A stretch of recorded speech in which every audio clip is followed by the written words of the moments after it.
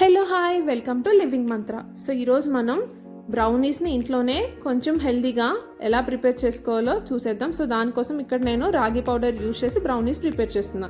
So దానికోసం first ఒక bowl తీసుకుని ఆ బౌల్లోకి ఇలా 1 కప్ రాగి పౌడర్ తీసుకుని యాడ్ చేసుకుంటున్నా. సో ఇలా రాగి పౌడర్ యాడ్ చేసుకున్న తర్వాత ఇప్పుడు స్వీట్నెస్ కోసం నేను 1/2 కప్ జాగరీ పౌడర్ యూజ్ చేస్తున్నా. మీరు షుగర్ కూడా యూజ్ చేసుకోవచ్చు. ఇప్పుడు చాక్లెట్ ఫ్లేవర్ కోసం దీంట్లోకి నేను 1 tea spoon cocoa powder add చేస్తున్నా. సో ఇలా ఈ 3 ఇంగ్రీడియంట్స్ యాడ్ చేసుకున్న తర్వాత మొత్తం అంతా లంప్స్ లేకుండా ఒకసారి మిక్స్ చేసుకోవాలి.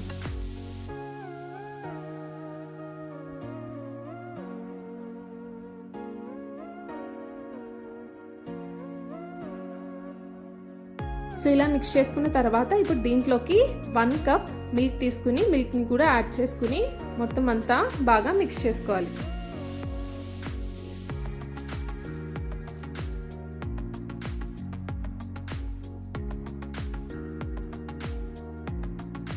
సో ఇలా లంప్స్ లేకుండా మొత్తం అంతా బాగా మిక్స్ చేసుకున్న తర్వాత ఇప్పుడు దీంట్లోకి 1/4 టీ స్పూన్ బేకింగ్ సోడా కూడా యాడ్ చేసుకుని ఇంకొకసారి మిక్స్ చేసుకుని మనం బ్రౌనీ బ్యాటర్ని పక్కన పెట్టుకోవాలి.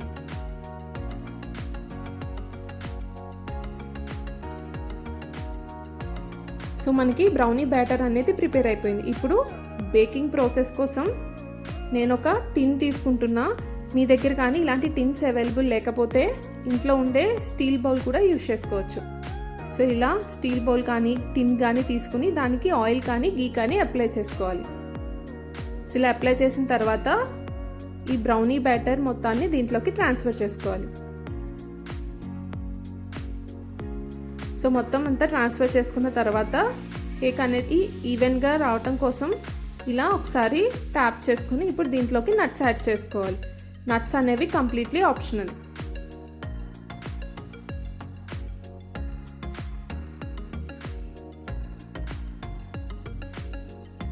సో ఇలా యాడ్ చేసుకున్న తర్వాత దీన్ని ఓవెన్లో 180 డిగ్రీస్లో ఒక 3 మినిట్స్ పాటు బేక్ చేసుకోవాలి.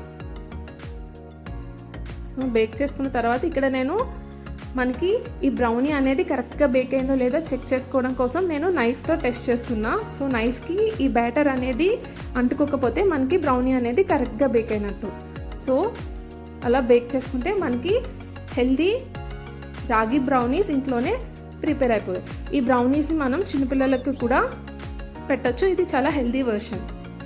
సో మరిన్ని ఇలాంటి వీడియోస్ కోసం please do subscribe to living Mantra.